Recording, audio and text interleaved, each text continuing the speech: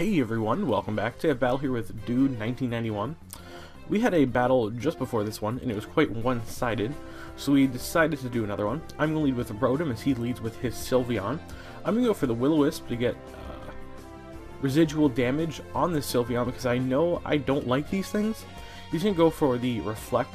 I'm going to go for a Volt Switch, and I'm going to switch into my Scissor to threaten him out with a Bullet Punch as I predict him to set up a Light Screen, but he just goes for a Wish.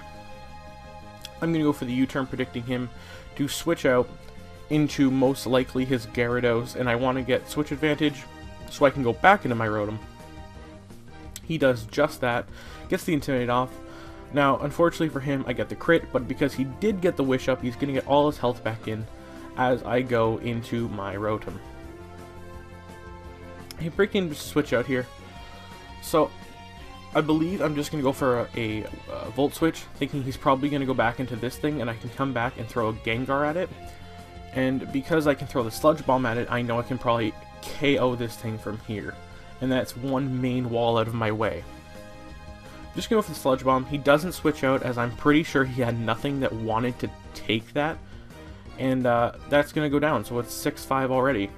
He's going to go into Talonflame, and I'm just going to go for a Sludge Bomb, and I outspeed him somehow here, so I'm figuring it's a Speed Tie as he's adamant.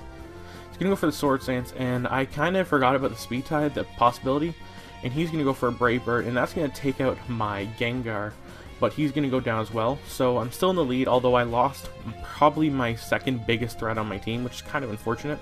He's going to go Hacker, so I'm going to Rotom. And right here, I go for the Will-O-Wisp, but he goes for an Earthquake, and I actually completely forgot about Mold Breaker.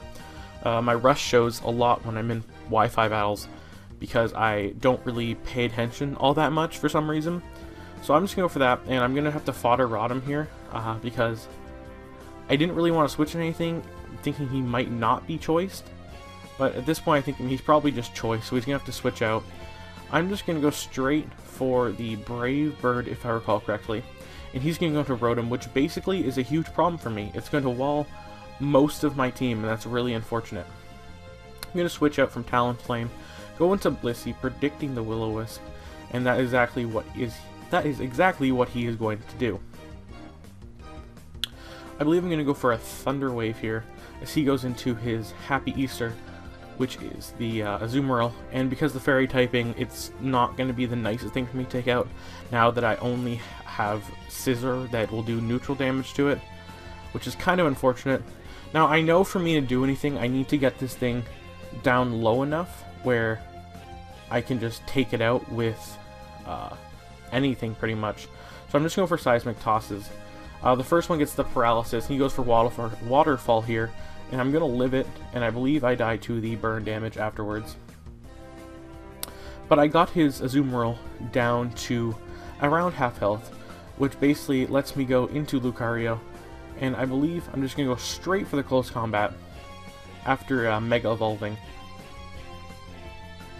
Now here was the most important turn of the game, in which I'm in a close combat and get a critical hit. Now, that critical hit, the second one on Gyarados, ends up changing the game, and I'm going to go for another one to take it out.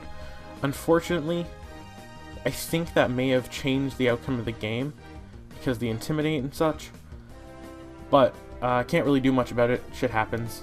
I'm going to go into Scissor knowing that I'm bulky and I can take an Aqua Jet, as he's going into his Rotom here, and I'm just going to go for a Bullet Punch, and I'm just going to put as much residual damage on this as possible, trying to go into my Lucario to get the Swords Dance sweep off, as at this point in the game, it's kind of my only hope. He's going to get the Will-O-Wisp off, and I'm thinking, okay, I'm set up here, I can do this really, really easily. He's going to go for the rest, and he has a Chesto Berry, which for some reason I didn't see coming, as I didn't see leftovers, so I should have seen the Resto Chesto coming, and kind of Scissor's just going to go to waste here. I probably should have switched out, but I felt like foddering this would be the best option for me to go. I went to Talonflame. I probably should have went to this in the first place, but I really didn't have a whole lot to take out this thing. I'm just going to go for the Flare Blitz, trying to get as much residual damage as I can before I go into Lucario. So I'm going to go into I believe this is my last Pokemon, and I'm going to start setting up Swords Dances, knowing that he's probably going to go for a Will-O-Wisp, And if I recall correctly, those two even each other out. So I'm going to go for a second Swords Dance here, as I know he's probably going to go for a Thunderbolt or a Volt Switch. From battling Tom in the past, he doesn't like going for moves that miss, so I didn't think he'd go for Hydro Pump, and if he did, he would have won the game. I'm going to go for a Close Combat, and that's going to take Rotom out. So I believe I'm still +2 here. And he has the Haxorus. I'm going to go for another Close Combat, which tells me I believe he's Banded or Expert Belted. So I was okay there, and I'm actually going to live the burn with 1 HP, which was pretty awesome. So I'm going to go to Zoomerl, and I'm going to go for the Bullet Punch to finish it off. So with some slight misplays on both sides, and a little bit of hacks, that was a very good game, Tom.